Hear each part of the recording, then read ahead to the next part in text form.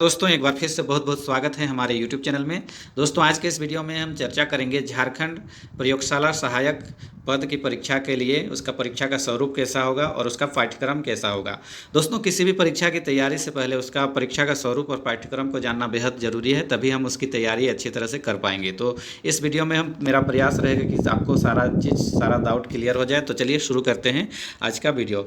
दोस्तों यहाँ पर जो 15वां पॉइंट है आप देख सकते हैं, पदों का विकल्प। परीक्षार्थी अपनी शैक्षणिक अर्हता के आधार पर इच्छानुसार किसी एक पद के लिए आवेदन कर सकते हैं।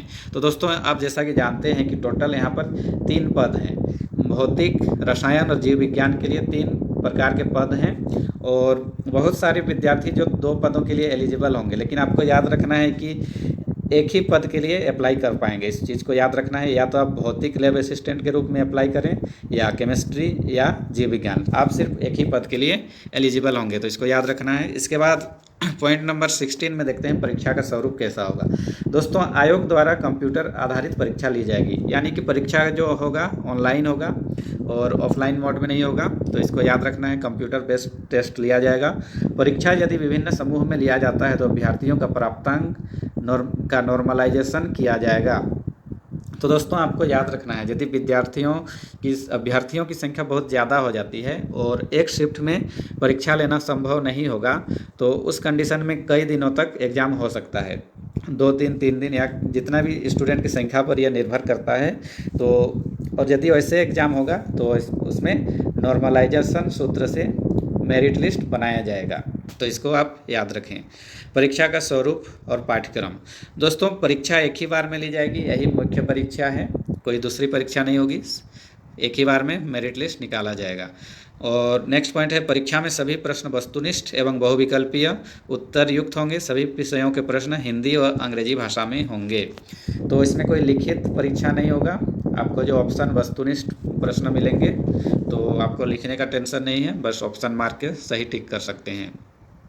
और परीक्षा का जो क्वेश्चन होंगे हिंदी और इंग्लिश मीडियम दोनों में होंगे। उसके बाद हम देखते हैं परीक्षा का पाठ्यक्रम।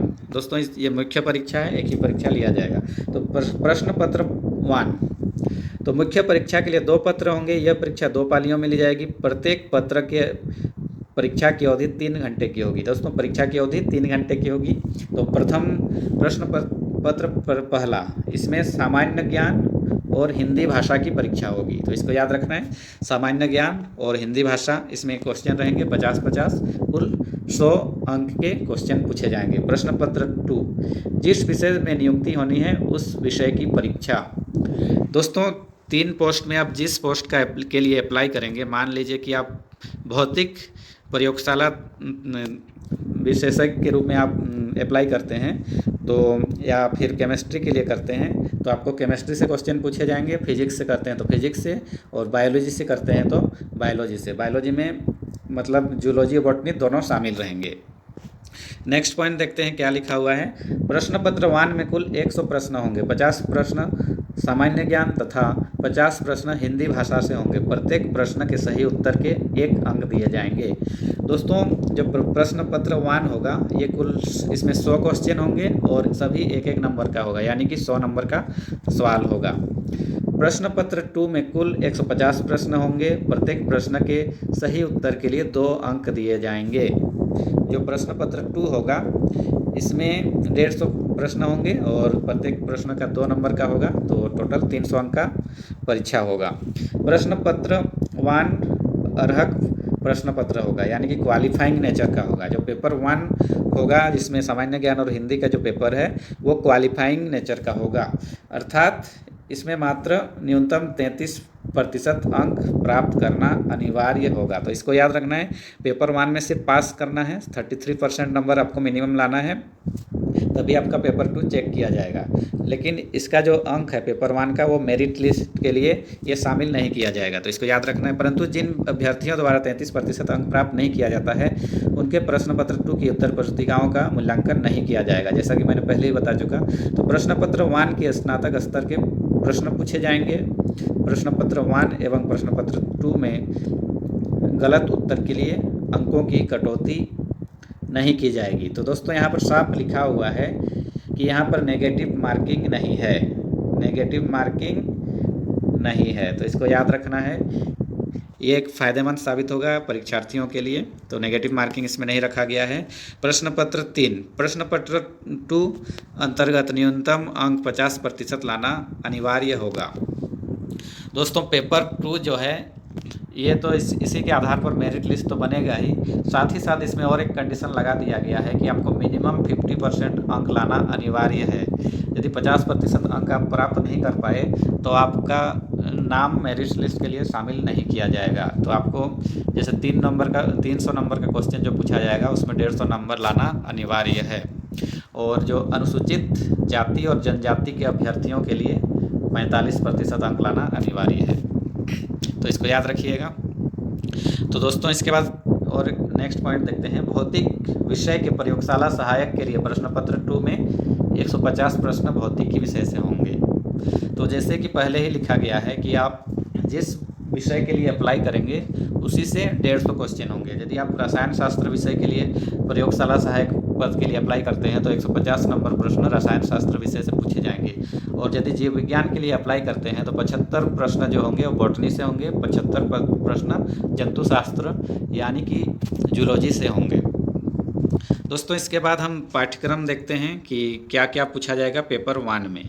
तो पेपर 1 का 2 भाग है, एक है हिंदी भाषा ज्ञान। तो हिंदी भाषा ज्ञान से टोटल 50 क्वेश्चन पूछे जाएंगे। 25 प्रश्न जो होंगे अनुच्छेद पर आधारित और 25 प्रश्न जो होंगे वो व्याकरण पर आधारित। उसके बाद जो ख है सामान्य ज्ञान पर आधारित प्रश्न। तो सामान्य ज्ञान का दोस्तों कोई सीमा नहीं है, आपको हर चीज़ से अवेयर रहना है, सभी विषयों से, history, geography, polity, current affairs, Jharkhand GS, खेल खिलाड़ी, सारी चीज़ें के बारे में आपको पढ़ना है। तो जीएस का जो पेपर है वो बहुत विस्तृत है, लेकिन आपको इस चीज़ में एक राहत है कि पेपर 1 सिर्फ क्वालिफाइंग नेचर का है, इसका अंक मेरिट के लिए नहीं जुड़ेगा।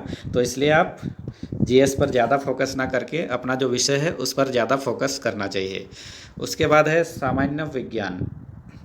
तो सामान्य विज्ञान से भी कुछ क्वेश्चन पूछे जाएंगे पेपर 1 में, 2-4 हो सकते हैं, 50 नंबर का है जो टोटल है। तो इसमें सामान्य विज्ञान के प्रश्न में दिन प्रतिदिन के अवलोकन एवं अनुभव पर आधारित विज्ञान की सामान्य समझ एवं परिबोध से संबंधित प्रश्न होंगे। तो इसको याद रखना है। उसके बाद मानसिक क्षमता जांच। दोस्तों इसी 50 नंबर के अंदर में आपको रीजनिंग से भी कुछ सवाल पूछे जाएंगे। उसके बाद झारखंड राज्य से संबंधित ज्ञान। तो झारखंड राज्य से भी कुछ सवाल पूछे जाएंगे, कितने पूछे जाएंगे उसका कोई जिक्र नहीं है, तो उम्मीद कीजिए 5-7 क्वेश्चन हर टॉपिक से पूछे जाएंगे। और है कंप्यूटर का मूलभूत ज्ञान। तो कंप्यूटर का मूलभूत ज्ञान भी आपको रखना है। तो दोस्तों यहाँ पर जो 5 पार्ट दिया गया है जीएस पेपर के लिए, जो टोटल 50 नंबर का सवाल पूछा जाएगा, तो उम्मीद कर सकते हैं कि प्रत्येक टॉपिक से 10-10 नंबर के आसपास सवाल पूछे जाएंगे। उसके बाद है प्रश्न पत्र 2 संबंधित विषय की परीक्षा। तो मुख्य परीक्षा के आधार पर मेधा सूची का निर्माण। आयोग द्वारा आयोजित मुख्य परीक्षा के उपरांत विवरणिका की कंडिका सत्र के अधीन प्रश्न पत्र 2 के विषय में प्राप्तांक के आधार पर सामान्य मेधा सूची तैयार की जाएगी। तो जैसा कि मैंने पहले ही बताया, जो पेपर 2 के अंक होंगे उसी के आधार पर मेरिट लिस्ट बनाया जाएगा। तो इसको याद रखिएगा। मेधा सूची में एक से अधिक उम्मीदवारों के प्राप्तांक समान रहने पर मेधा का निर्धारण उम्मीदवारों की जन्मतिथि के आधार पर किया जाएगा। तो दोस्तों मान लीजिए कि 2 विद्यार्थियों का अंक समान होता है। मान लीजिए किसी का 200 है और एक विद्यार्थी का 200 है, तो ऐसे कंडीशन में किसको मेधा सूची में शामिल किया जाएगा? तो इसमें जो जिसका जो एज ज़्यादा होगा, मान लीजिए कि एक का 35 साल है और एक का है 28 साल, तो ये जो 35 साल वाला व्यक्ति है इसको प्रेफरेंस दिया जाएगा। तो इसको याद रखिएगा। मेधा के आधार पर अनारक्षित पद के लिए मेधा सूची में समान मापदंड पर आरक्षित वर्ग के अभ्यर्थी के आने की स्थिति में उक्त अभ्यर्थी की गणना अनारक्षित वर्ग के अनुमानित पदों के विरुद्ध की जाएगी और उसके नाम के सामने उसका आरक्षण वर्ग भी वही रहेगा। तो दोस्तों माना कि आप कोई कैटेगरी से बिलोंग करते हैं, ST SC OBC या EWS, लेकिन आपने जो प्राप्तांक प्राप्त किया है वो जनरल से भी ज़्यादा है, तो उस कंडीशन में आपको जनरल में शामिल किया जाएगा। दोस्तों इसके बाद नेक्स्ट पॉइंट है, परीक्षा में निम्न न्यूनतम अर्हतांक से कम अंक आने वाले अभ्यर्थियों को मेधा सूची में शामिल नहीं किया जाएगा। तो दोस्तों पेपर 2 में भी जो मिनिमम नंबर लाने का क्राइटेरिया है वो दिया गया है।